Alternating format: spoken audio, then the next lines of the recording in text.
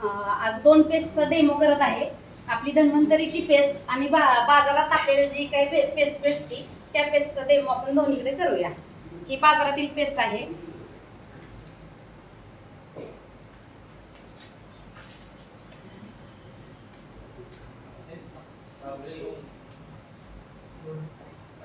हे मुरत नाही, कितीही तुम्ही त्याला हे करा आणि चिकट बनतेस। हे बघा नाही हात मिक्सिंग नको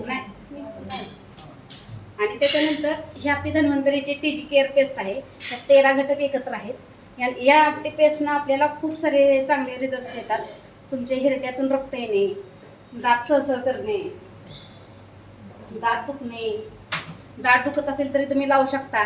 त्याच्यात तोंडाचा कोणत्याही प्रकारे वास येत नाही। आणि ही आपली पेस्ट आहे ती थोडीशीच लागते आणि ही पूर्ण मुरली जाते। ही मुरल्यामुळं काय होतं की तुमच्या हिरड्यांमध्ये मुरल्यामुळे तुमचे दात आवळले जातात।